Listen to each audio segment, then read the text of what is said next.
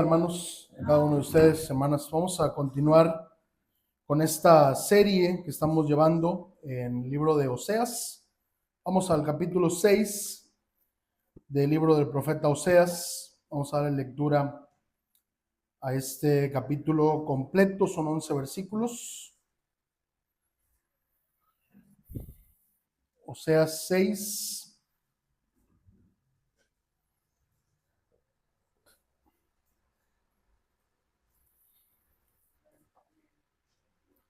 Lo leemos alternadamente, inicio yo, alternamos, nos unimos en el versículo 11. Dice la palabra del Señor: venid y volvamos a Jehová, porque Él arrebató y nos curará, hirió y nos vendará.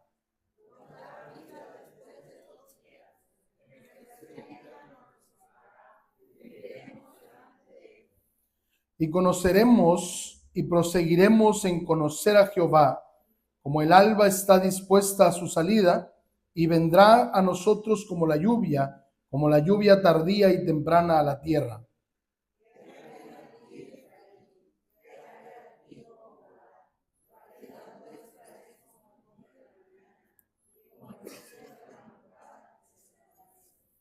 Por esta causa los corté por medio de los profetas, con las palabras de mi boca los maté, y tus juicios serán como luz que sale.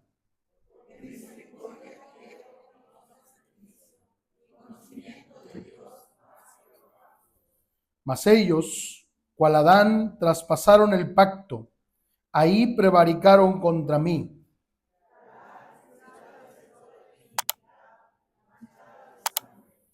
Y como ladrones que esperan a algún hombre, así una compañía de sacerdotes mata en el camino hacia Siquem. Así cometieron abominación.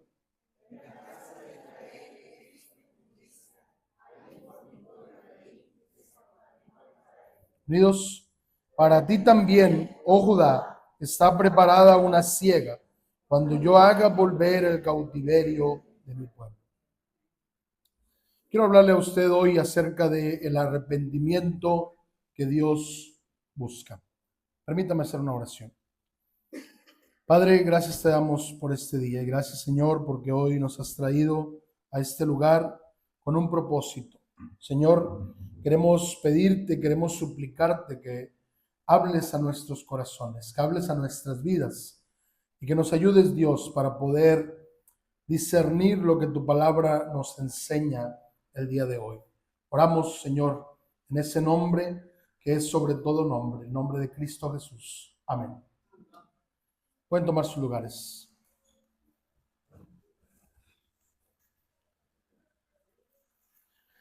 El pueblo de Israel, después de enfrentar el juicio de Dios, en el capítulo 5 que vimos la semana pasada, finalmente dice las palabras correctas.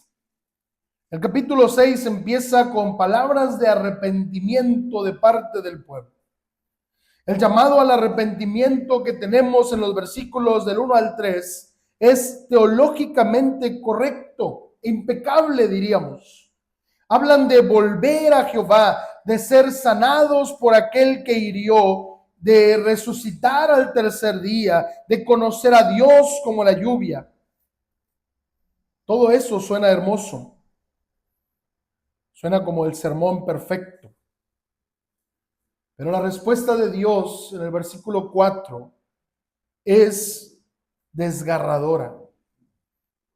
El Señor les dice: la piedad vuestra, la piedad de ustedes es como nube de la mañana y como el rocío de la madrugada que se desvanece. Hermanos, esto es algo impactante. El pueblo está respondiendo a Dios en arrepentimiento, pero el Señor, que conoce la realidad de nuestros corazones, les advierte que su arrepentimiento es superficial, temporal y vacío. Dios es un Dios que ama ferozmente y no se conforma con palabras bonitas. La pregunta que surge es entonces un tanto provocadora. ¿Es posible decir las palabras correctas, tener la teología correcta, hacer los rituales correctos y aún así no tener un arrepentimiento genuino? La respuesta del capítulo 6 de Oseas es un rotundo sí. Sí es posible tener las palabras correctas, la teología correcta, la práctica correcta y aún así no tener un arrepentimiento genuino. Y ese es el peligro más grande que enfrentamos como creyentes. Porque al final podemos engañar a otros e incluso podemos engañarnos a nosotros mismos, pero no podemos engañar a Dios. Este capítulo es un espejo para nuestra propia espiritualidad. Nos confronta con la pregunta más incómoda: ¿tu fe, tu cristianismo, es acaso un rocío de la mañana que se evapora con el primer calor? ¿O es como una lluvia que penetra la tierra y produce fruto permanente? Y lo primero que quiero que consideremos hoy es el llamado, que suena perfecto. Después del silencio que vimos al final del capítulo 5, que Dios menciona, el versículo 15 del capítulo 5 dice: andaré y volveré a mi lugar hasta que reconozcan su pecado y busquen mi rostro. Ahora parece que el pueblo finalmente se ha arrepentido. De hecho, podríamos ver la respuesta del pueblo como un modelo de oración. En el versículo 1 hay una invitación al arrepentimiento. Venid, volvamos a Jehová. Esa es la palabra, arrepentirse. Volverse significa abandonar la condición de pecado y regresar al Señor.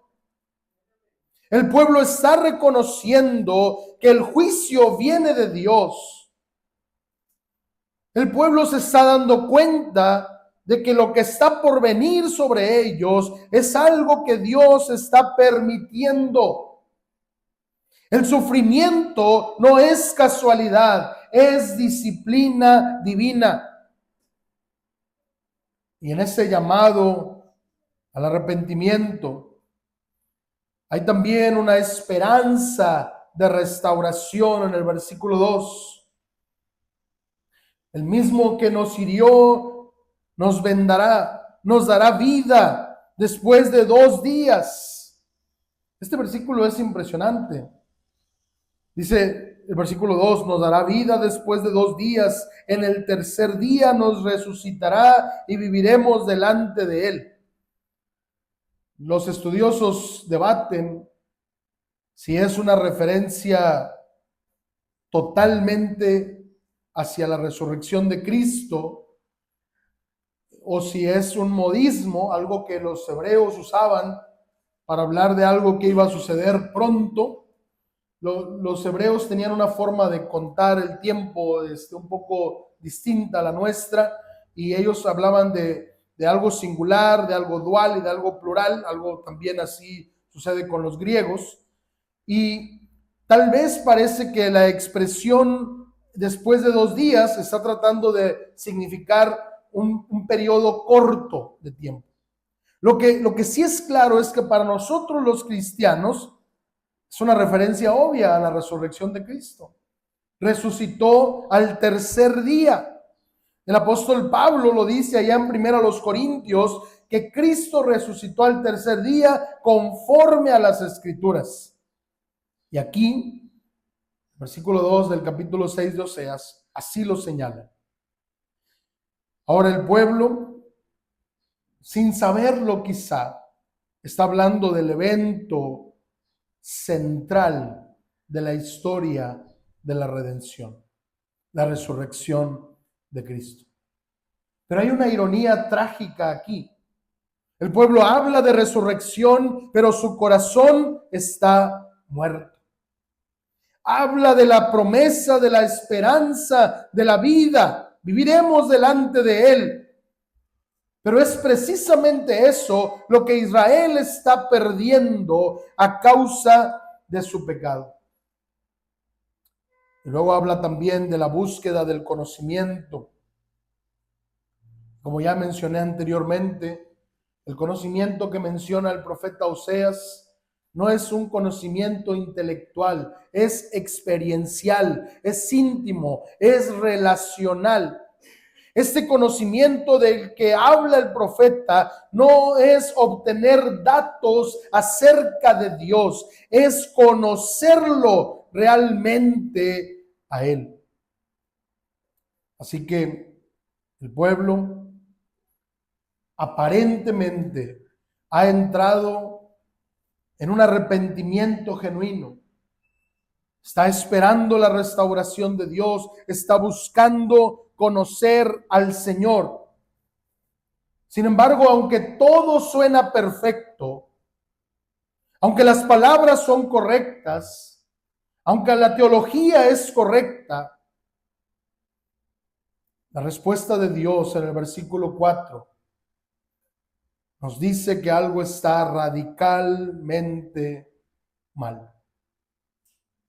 Y permítame insistir en que podemos decir las mejores palabras, podemos hacer los rituales más hermosos, podemos tener nuestro programa de culto más organizado y mejor preparado, con la mejor música, con la mejor retórica a la hora de predicar. Pero si nuestro corazón no está arrepentido delante del Señor, no sirve de nada. Porque Dios no se impresiona con nuestro vocabulario. Dios ve el corazón. Las palabras más correctas pueden salir de los labios más hipócritas. Dios no busca el vocabulario correcto, busca un corazón quebrantado. Y mis amados hermanos y hermanas, yo quiero preguntarle hoy, ¿cuántas veces hemos venido a la iglesia? ¿Cuántas veces hemos cantado los cantos teológicamente correctos? ¿Cuántas veces hemos orado con las palabras correctas, pero nuestro corazón estaba lejos del Señor? ¿Cuántas veces le hemos prometido a Dios cambiar nuestra forma de vivir? ¿Cuántas veces le hemos dicho al Señor, ahora sí voy a vivir en santidad? Y a los pocos días, o a veces el mismo día, ya estamos otra vez viviendo en pecado. El enemigo más peligroso de un cristiano no es el pecado flagrante, sino la religión vacía. Porque eso es lo que estaba pasando con el pueblo de Israel. Creían que por el solo hecho de hacer lo que aparentaba ser adoración, el Señor estaba agradándose de ellos.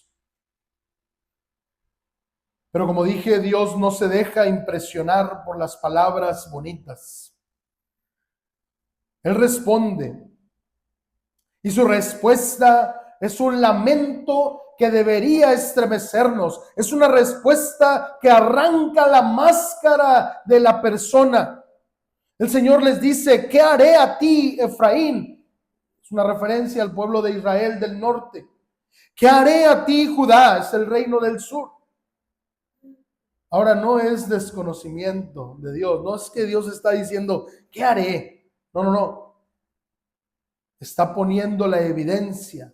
Dios les está diciendo, ya probé con profetas, ya envié juicio, ya envié gracia, ya envié bendición. ¿Qué más puedo hacer? El profeta Isaías hace un lamento similar cuando pone la analogía de una viña. Dice el Señor: Israel es mi viña y yo le puse un vallado y la portillé y la cuidé y le eché agua y no más, no quiere dar fruto. ¿Qué más haré? Dios parece estar perplejo, no porque no tenga poder, sino porque su amor, su misericordia y su gracia se están enfrentando a la dureza del corazón humano.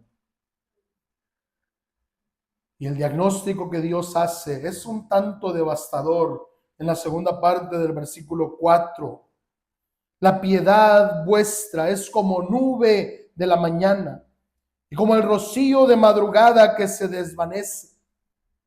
Y aquí hay algo muy interesante, porque la palabra piedad nosotros normalmente la entendemos como los actos buenos que hacemos. Pero la palabra piedad aquí se está usando para traducir la palabra Gesed, que ya les he comentado en esta serie de Oseas, que la palabra Gesed es una palabra muy amplia en el hebreo.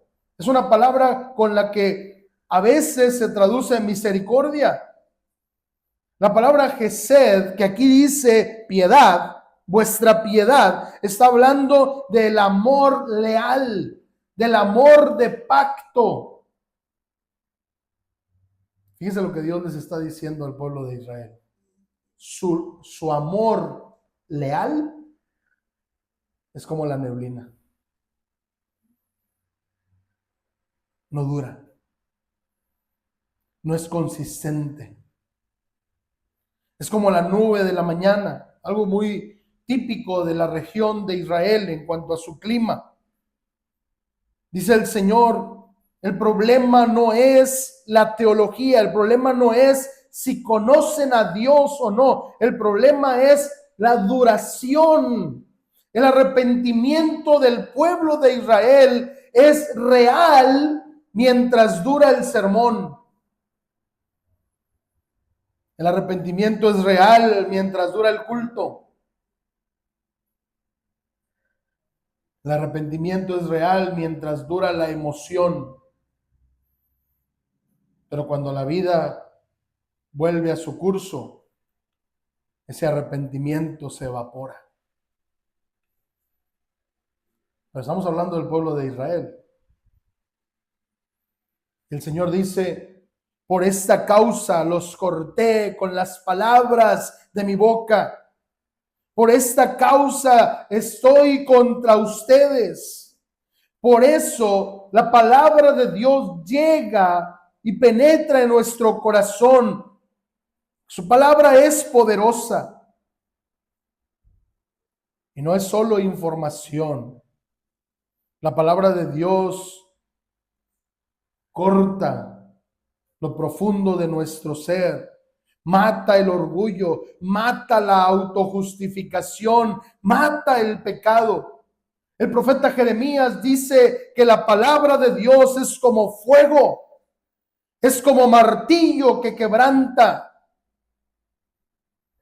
La palabra del Señor es como una luz que expone lo que hay en nuestro corazón y no deja escondite. Así que el juicio de Dios no es arbitrario. El juicio de Dios se hace a la luz del día, evidenciando lo que hay en el corazón del ser humano. Y aquí viene lo interesante. Aquí está el versículo clave, no solo de este sermón, sino de todo el libro. El versículo 6, Oseas 6:6, porque misericordia quiero y no sacrificio, y conocimiento de Dios más que holocausto. No es que Dios rechace el sacrificio. Él mismo había instruido al pueblo de Israel sobre cómo debían hacer los sacrificios. Él mismo les había pedido cómo tenían que hacerse. los sacrificios. No está diciendo que Dios rechaza lo que Él mismo instituyó. Lo que está diciendo es que Dios rechaza el sacrificio sin misericordia. Y otra vez, misericordia es la palabra Gesed, que significa amor leal, amor de pacto. En otras palabras, lo que Dios está rechazando es el sacrificio sin un amor genuino hacia Él. Porque Dios prefiere un arrepentimiento pequeño pero permanente a uno espectacular pero pasajero. Dios prefiere que no sea tan espectacular el momento de tu arrepentimiento, pero que vivas un amor leal al Señor. Y no que simplemente un día digas, sí me arrepiento, y al otro día vuelvas otra vez a tu pecado. El holocausto que menciona Oseas era en la lista de los sacrificios que el pueblo podía ofrecer, era el más caro, el más costoso. Se daba un animal y se quemaba totalmente para Dios. Ahí no se podía comer, no se podía tomar nada. Pero Dios dice, prefiero que me conozcas a mí antes que me des cosas. Prefiero que me conozcas a mí. El Señor está más interesado en que nos relacionemos con Él y no tanto en que demos para su obra. Dios busca una relación genuina con su pueblo antes que religión o ritual. Dios busca fidelidad duradera, no fervor pasajero. Dios busca corazones que le conozcan a Él de manera íntima y personal, no rituales vacíos. Porque la religión sin relación es un ruido muy molesto en los oídos de Dios. Tenemos que examinarnos hoy. Cuando venimos a la iglesia, venimos a sacrificar nuestro tiempo, nuestra música, nuestras ofrendas, o venimos para estar en comunión con Dios. No estoy diciendo que no cantemos, o que no ofrendemos, o que no oremos, o que no pongamos atención al sermón, pero todo eso debe ser derivado de nuestra relación con Dios. Si usted viene solo por cumplir,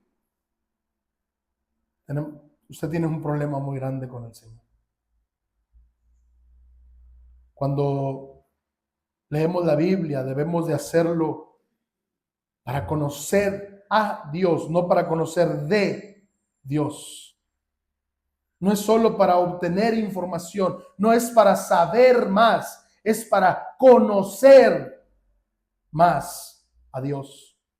Si el estudio de la palabra no te acerca más a Dios, entonces estás perdiendo el tiempo. Si el estudio de las Escrituras no te hace más parecido a Cristo, entonces estás perdiendo el tiempo. Porque la palabra de Dios transforma. Y si tu vida no está siendo transformada, mejor aprovecha el tiempo en otras cosas. Luego el Señor explica por qué ese arrepentimiento del pueblo no es creíble. ¿Por qué ese arrepentimiento no lo está aceptando el Señor? Porque la realidad de su pecado contradice sus palabras. Y hay varios ejemplos que Dios usa a través del tiempo en la Escritura para enseñarnos este concepto. La corrupción que contamina todo. Primero hace una referencia en el versículo 7 a Adán. Tal vez recordando que como seres humanos que provenimos de Adán, todos somos pecadores. No hay alguien que no tenga maldad en sí mismo. Así que Dios está tratando de decirle al pueblo que su pecado no es nuevo. Es el mismo pecado de Adán: desobediencia, orgullo y, en esencia, querer ser igual a Dios. El pueblo de Israel ha traspasado su pacto, el pacto que hicieron con Dios. Lo han quebrantado, han ido en contra de la voluntad del Señor. Y de una manera muy pictórica, Dios presenta dos escenarios. Primero, el versículo 8 menciona la ciudad de Galaad. Y si usted investiga un poquito, Galaad era famosa por un bálsamo medicinal, un ungüento, ¿sí? Una pomada que ellos habían inventado para curar heridas y demás. Y esta es la ironía. La ciudad del bálsamo está enferma de pecado. La ciudad que era conocida por tener medicina está enferma por el pecado. Pero luego también menciona en el versículo 9 al final la ciudad de Siquem. Y Siquem es una ciudad que a lo largo de la historia tiene un gran significado. Ahí fue donde Abraham construyó el primer altar cuando llegó a la tierra que Jehová le indicó. Ahí también Jacob compró tierra y cavó un pozo. Allí Josué renovó el pacto con el pueblo. Así que Siquem era siempre conocido como un lugar para Dios. Pero ahora el versículo 9 dice que en el camino a Siquem hay una compañía de sacerdotes asesinos, sacerdotes que matan. Una compañía de sacerdotes mata en el camino de Siquem. Esta es la cereza del pastel de la corrupción. Los que debían ser líderes para guiar al pueblo al arrepentimiento se han convertido en los mismos que llevan al pueblo a la destrucción.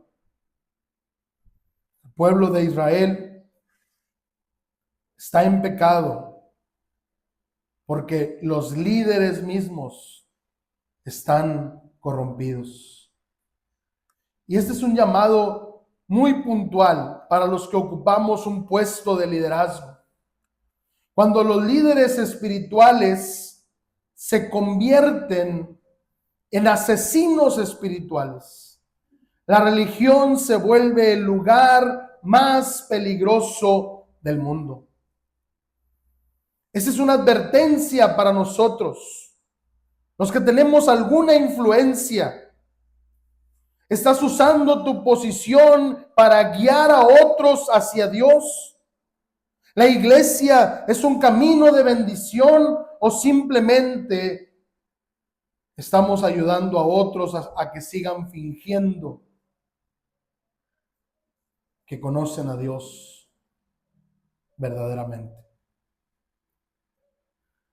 El capítulo termina con una advertencia: la siega que viene. Versículo 11. Para ti también, oh Judá, está preparada una siega. Para ti también, Judá. El juicio que Dios está anunciando hasta ahora es para el Israel del norte, pero ahora voltea y le dice a Judá, el reino del sur, para ti también. Hermanos, esta es una advertencia para nosotros como hijos de Dios.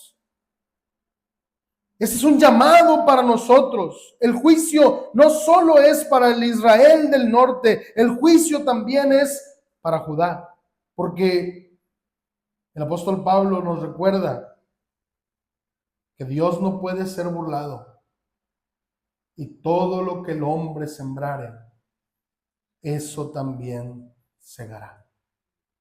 Y esa es la expresión. Para ti, Judá, también está preparada una siega. Es decir, ¿estás seguro que lo que has sembrado lo vas a cosechar? Dice el Señor, cuando yo haga volver el cautiverio de mi pueblo. Y aquí el giro cambia, porque ahora hay una esperanza para el pueblo de Dios. A pesar del juicio que viene, Dios promete restauración. Dios promete hacer volver del cautiverio a su pueblo. Dios promete restaurarlos.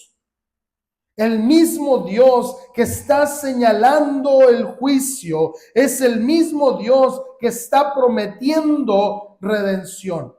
Entonces la siega es segura, pero también lo es la restauración. Dios no abandona a los que ciegan. Dios no abandona a su pueblo. Y esto me lleva a reflexionar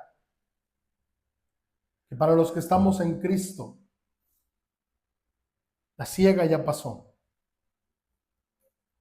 El juicio ya pasó. Ya no hay condenación para los que estamos en Cristo Jesús. En la cruz, Jesús pagó nuestra deuda de pecado. Por eso ahora nuestra esperanza está puesta en la restauración final. Pero aquí y ahora es necesario que hagamos un examen personal en aras del arrepentimiento verdadero. Es mi fe, es tu fe como rocío de la mañana, que tienes momentos de fervor espiritual que se evaporan rápidamente. Las promesas que le haces a Dios duran una semana o menos. Mi compromiso con Dios se diluye en la rutina de la vida cotidiana. Necesitamos hacer un examen personal. ¿Estamos ofreciendo a Dios sacrificios vacíos? Mi cuerpo está aquí en el templo, pero mi mente y mi corazón están en otra parte.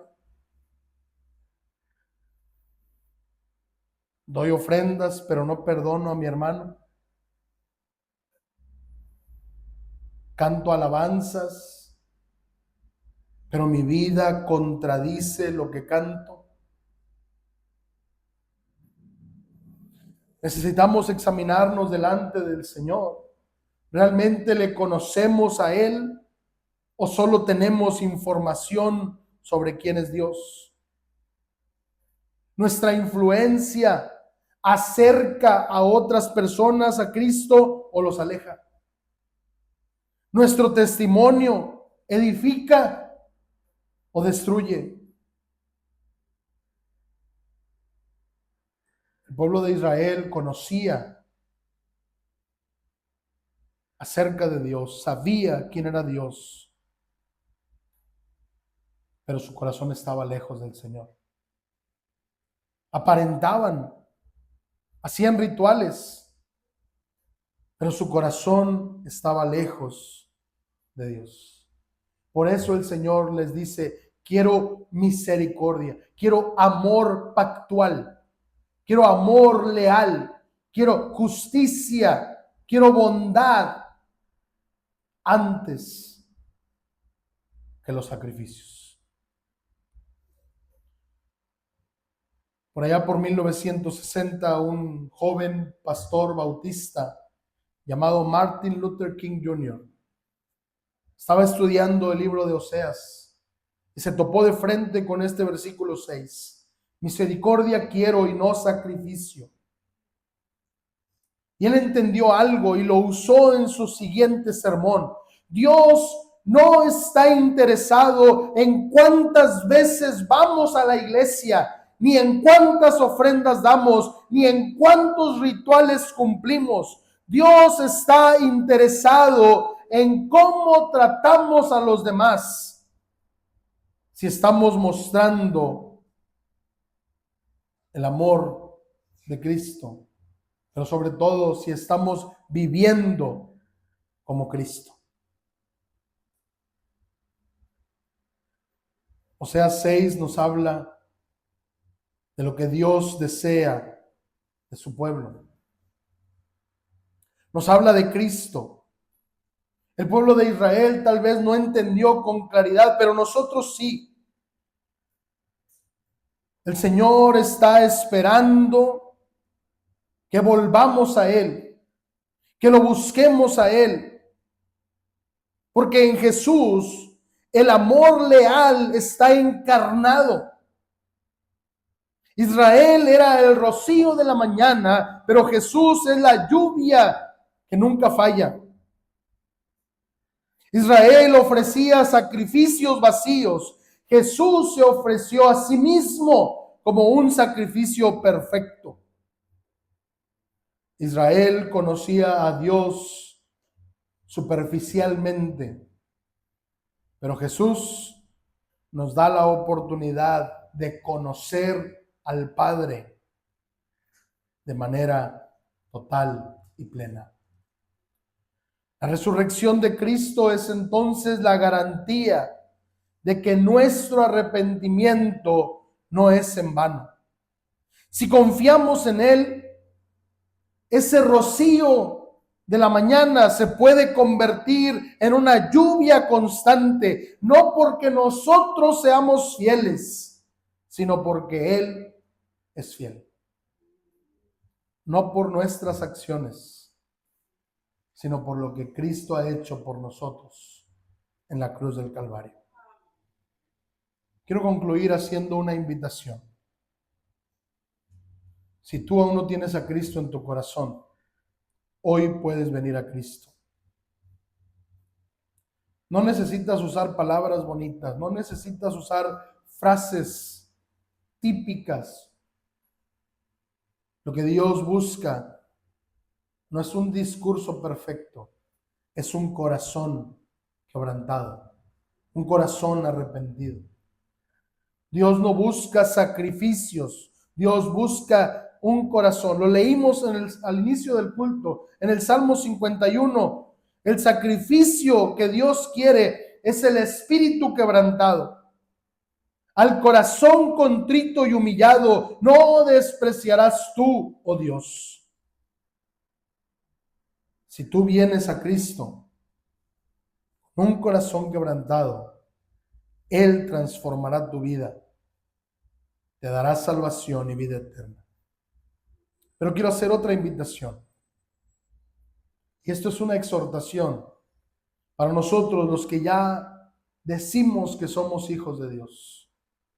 Examina tu vida a la luz de la Escritura. ¿Cuántas veces has prometido algo al Señor y no has cumplido? ¿Cuántas veces has dicho, ya no voy a pecar y vuelves a lo mismo? Bueno, quiero invitarte a que vengas hoy al Señor. Todavía, hoy puedes venir a Cristo. No confiando en tus promesas, porque ya viste que tus promesas fallan. Confiando en la promesa de Cristo, porque Él no falla. Él es fiel, aunque nosotros le somos infieles.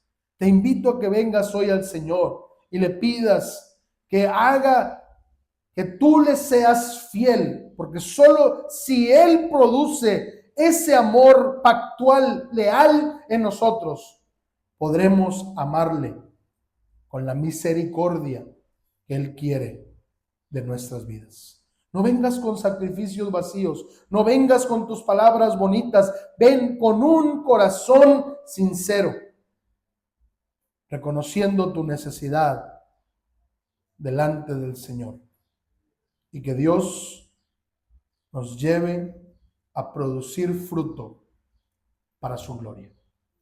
Oremos. Padre, perdónanos, Señor. Perdónanos. Te hemos fallado.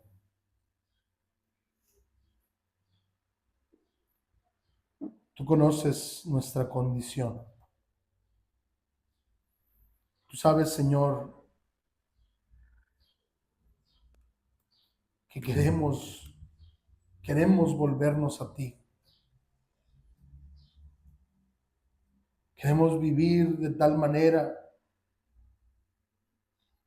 que nuestra vida sea congruente con nuestra profesión de fe. Pero también sabes, Señor, que aunque te prometemos fidelidad, somos infieles. Por eso, Señor, te rogamos hoy que tú nos fortalezcas, que tú produzcas en nosotros ese amor leal para que podamos amarte como tú te mereces. Señor, al vernos en este espejo del pueblo de Israel, no nos queda más que reconocer que necesitamos de ti. Necesitamos que seas tú, Señor, el que produzca en nuestro corazón esa lealtad a ti.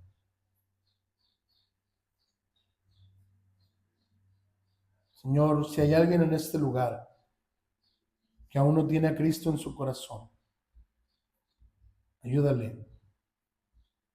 Ayúdale a reconocer que necesita a ese Salvador que es Cristo el Señor. Quebranta su corazón, derriba sus argumentos para que pueda tener un encuentro personal con Cristo. Y si alguno de nosotros que somos tus hijos ha estado viviendo como el pueblo de Israel, aparentando, creyendo que por venir a un culto u ofrendar se gana tu favor, ayúdale, Señor, a arrepentirse con sinceridad, genuinamente, y a buscar de ti esa relación íntima que tú nos ofreces. Bendice esta iglesia, bendice a cada uno de nosotros y ayúdanos a amarte cada día más por sobre todas las cosas. Oramos en ese nombre que es sobre todo el nombre de Cristo Jesús. Amén. El pueblo de Israel aparentaba arrepentirse, pero Dios conoce el corazón. Así que escuchemos la voz del Señor y vivamos un amor leal para nuestro Dios. Que el Señor les bendiga grandemente.